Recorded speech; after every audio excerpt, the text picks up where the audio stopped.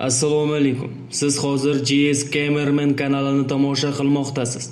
Biz kanalimizda kunning muhim yangiliklari, dunyo xabarlari, kino olami va butun dunyo kriminal avtoritetga ega shaxslar hamda vor zakonlar to'g'risida ma'lumotlar berib boramiz.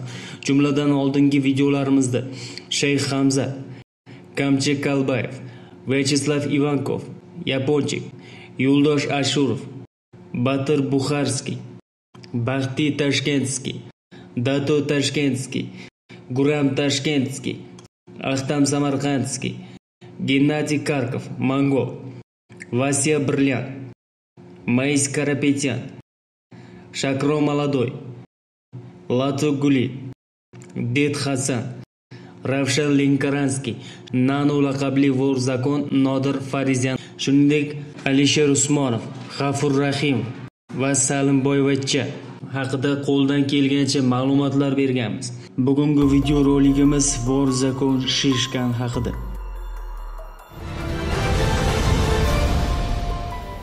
...2017 yil yanvar oyidan beri mafiya kanallari orasida Rossiyaning jinoiy tuzilishida kim asosiy rolni o'ynashi masalasi hal qilindi. Munozaralar va muzokaralar natijalariga ko'ra u Oleg Shishkanov, ya'ni Shishkan ekanligi ma'lum bo'ldi. Shishkanovning o'tmishdoshi Zaxariy Kalashev Shakro Maladoy edi. Shu yilning mart oyida uzoq davom etgan sud jarayonidan so'ng u tovlamachilik uchun 9 yil 10 oy qamoq jazosiga hukm qilindi. Yaqinda ozod qilinishi kerak bo'lgan 60 yoshli Taro Taryelanyani ham o'g'ri taxtini da'vo qilmoqda. Bu yerda shuni ta'kidlash kerakki, Anyani klani Shakro Maladoy va hatto undan oldin Det Hasan boshchiligidagi klanga uzoq vaqtdan beri qarshilik ko'rsatmoqda edi. Shu sababli Taroning ozod qilinishi kutmasdan Shakro vorisi etib tasdiqlangandi. Hozirda Shishkanov o'g'rilarning umumiy fondiga ega. Uning ishtiroki jinoiy klanlar o'rtasidagi, shuningdek, ular ichidagi nizolarni hal qiluvchi bo'ladi. Uning tarafdorlari qatoriga Vasiliy Xristoforov, Vasya Vaskres, Aleksey Petrov, Petrik, Merov Gogya, Melia, Dmitriy Chanturya, Miron, Sergey Aksenov, Aksen, Badriy Kaguashvili, Badriy Kutaysi kabi jinoiy muhitning obro'li odamlari kiradi. Kaxaber Parpalya, Kaxa, Elguja Turkadze, Guja Kutaysining so'zlariga ko'ra, Meliyaning yordami bilan Shishkan o'zini yuqori mavqega ko'tarishga muvaffaq bo'ldi. Vasya Vaskres singari qirollikni boshqargan. Oleg Shishkanovning yoshligi, tug'ilishi. Oleg Shishkanov 1964-yilda Moskva yaqinidagi Ramenskoy shahrida tug'ilgan. Uning sheriklari bilan qizni zo'rlash va o'ldirish kabi jinoyatlari uchun 10 yil muddatga hukm qilingan. Chunki jinoyat sodir bo'lgan paytda Shishkanov endi 18 yoshga to'lgan edi va sud bu faktni hisobga olish mumkin edi. Keyin sheriklarini o'lim jazosidan qutqarish uchun u barcha aybni o'z bo'yniga olgan. Qamoqda Shishkan tarifi bo'yicha yozilmagan hayot qoidalari bilan tanishadi. Tushunchalar, lager ma'murlari va umuman har qanday hokimiyatning qarshiliklariga, qamoqxonada ishlashdan butunlay voz kechishga va umuman qonuniy ish bilan shug'ullanishni anglatadi. Bunday oppozitsiya harakati uchun mahbus muqarrar ravishda lager ma'murlari tomonidan jazolanadi. Jazo kameralarida va yopiq qamoqxonalarda tanaffuslar qilinadi. Hayot atamasi shafqatsiz sinov yo'lini nazarda tutadi. Oldinda asosiy jinoiy unvonni, vor zakonni olish imkoniyati cheklangan. Ushbu tushunchalar ozodlikdan keyin tugamaydi. Yovvoyi tabiatda sobiq mahbus o'g'rilik bilan agar qon to'kilmasa, savdo qilishi kerak. Qoida tariqasida oilasiz, erkin hayotda qisqa umr ko'radi va qamoqxonaga qaytishgacha bo'lgan vaqt uzoq davom etmaydi. Maqolani jinoiy olamda hurmatsiz qoldirgan holda u qanday qilib tirik qoldi? Shishkan 10 yil davomida Rossiyaning bir nechta qattiq qamoqxonalarida, Dubrovlak, Vladimir markaziy va Chistopol qamoqxonalarida bo'lgan. Oleg Shishkan tushunchalari bo'yicha yashashga qaror qilib, ular orasida qandaydir obro'ga ega bo'lishi mumkin bo'lgan obro'li odamlar bilan tanishdi. Hatto esga olinmagan maqola ham xalaqit bermadi. Bu boradagi barcha da'volar tomonidan Shishkanning oliyjanob harakati to'sib qo'yildi. O'ziga aybni tan oldi. Qanday qilib Ramenskiy taxallusini olgan? 1991-yilda Shishkan ozod qilindi va 1992-yilda Izmaylovskaya mehmonxona majmuasida unga Vorzakon unvoni berildi. Undan tashqari yaponchikning o'zi, Vyacheslav Ivankovning o'zi roziligi bilan unga Shakro Yong toj kiydirgan. 28 yoshli Alek Shishkanov Alek Ramenskiyga aylandi. Biroz vaqt o'tgach Shishkan Moskva viloyatida Ramenskaya deb nomlangan yaxshi uyushgan jinoiy guruhni tuzadi. Uning har bir bo'linmasiga o'zlarining nazorat ostidagi hududlari berilgan edi. Shunday qilib Ramenskiy guruhi Martinov shahriga javobgar edi. Qolganlari esa Chernavskiy va Zhukovskiyga qarashdi. Ular orasida Chertov guruhi eng yaxshi jangovar guruh sifatida ajralib turdi. Bu esa maxsus operatsiyalarda o'zini yaxshi ko'rsatdi.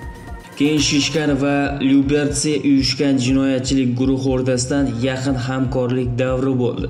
Lyubertsi guruhining asosiy qismi sportchilar bo'lib, ular biznesmenlarga o'zlarining kuch xizmatlarini taklif qilishdi. Ramenskiy asosan qora ish bilan shug'ullangan. Shishkanov ikki guruhning kelishilgan ishini tashkil etishga muvaffaq bo'ldi. Bu bilan ular katta obro'ga ega bo'ldi. Ammo 1998-yilda Muxanning Lyubertsi vakolati kelishi bilan qo'shma faoliyati susaya boshladi va keyinchalik jiddiy demontaj boshlandi. Alek Shishkan biznesi.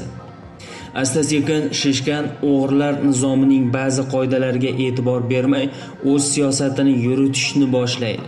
Masalan, Kavkaz jinoiy guruhlarini bilan hamkorlik qilishdan bosh tortadi. Giyohvand moddalarni noqonuniy aylanishni taqiqlaydi. Bundan tashqari chet elliklarga faqat daromadning katta qismi to'langan taqdirda biznes qilish huquqini beradi.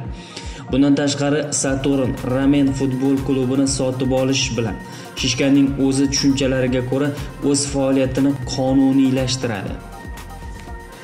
Atrof muhitdagi ko'pchilik buni yoqtirmaydi. Ular Shishkanni tanqid qila boshlaydilar. U esa o'z navbatida o'zini himoya qilib, ularga nisbatan keskin munosabatda bo'ladi. Shishkan asta-sekin taniqli sportchilar, madaniyat namoyandalari jamiyati dunyosining soyasini tark etib, ismini Mixaylovga o'zgartiradi. Shishkanning murabbiylar Gazzayev, Yuriy Semin, Fabio Capello bilan jamoatchilik safarlaridagi chiqishlari tez-tez bo'lib turardi. Uni taniqli dirijor Valeriy Gergiyev bilan ham ko'rishgan. Ammo bu jamoat hayoti Shishkanning asosiy faoliyatiga ta'sir qilmadi. U haligacha faol o'g'rilar hayotini olib borardi. Birgina narsa, uni eng obro'li ikki mafiosi Det Hasan va Rudik Bakinskiy o'rtasida mojaro boshlanganligini bilan murakkablashtirdi. Ushbu qarama-qarshilikda Shishkan Bakuni qo'llab-quvvatladi, ammo oxir-oqibat hokimiyat Det Hasan tarafiga hal bo'ldi. Rudik Bakinskiy o'z mashinasida otib tashlangan edi. Uning tarafdorlari sifatida Shishkanov ham o'ldirish rejada bo'lgan.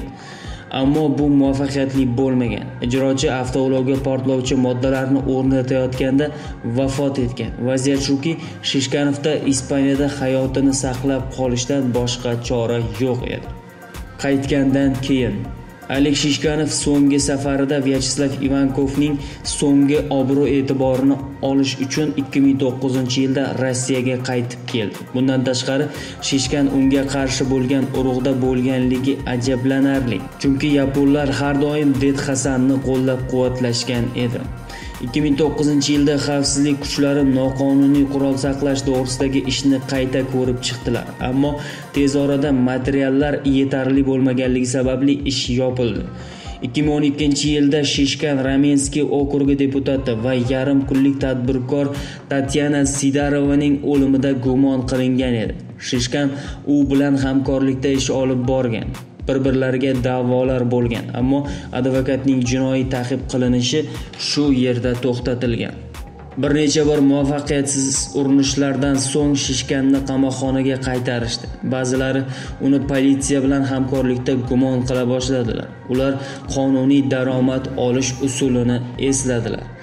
Ammo ular Shishkanning o'ziga xos fe'l-atvori, uning hayoti to'g'risida tushunchalariga ko'ra unchalik gaplashmasliklari, bu uning 2014-yilda Ispaniya qamoqxonasini tark etgan Shakro Maladoy bilan yaqinlashishiga ta'sir qilmadi. Uzoq vaqtdan beri tanish bo'lgan va o'zaro ishonch zaxirasiga ega bo'lgan Shishkan Shakroning ishonchli yordamchisiga aylandi. Jinoyat dunyosida asosiy shaxs roliga nomzodni tanlash juda aniq. Ali Shishkanovning vaqti keldi. Shishkan va uning jamoasi qanday qilib biznesmenning oilasini o'ldirishdi?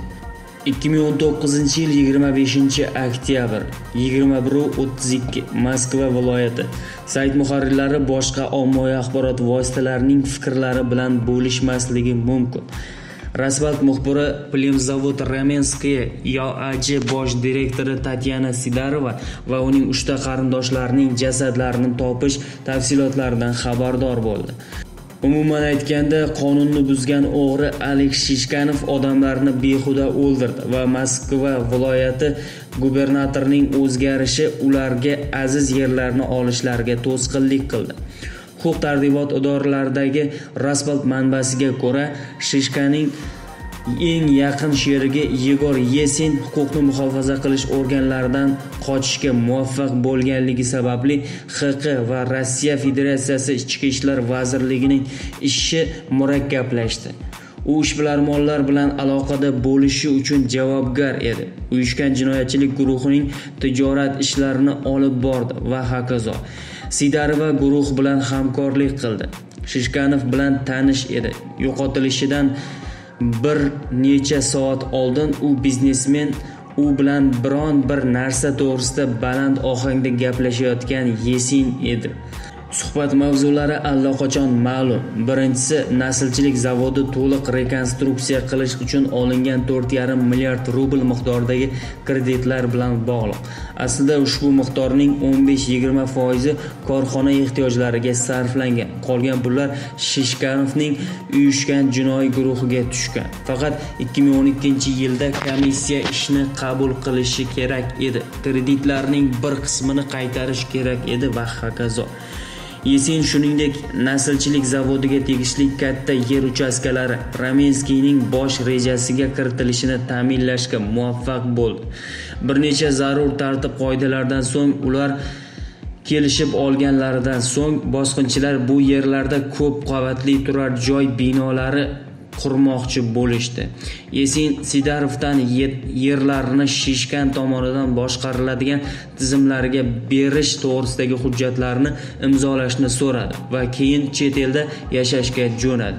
Chunki qarz yo'qligi masalasi yuzaga kelmoqda. Sidarova qat'iy rad etdi.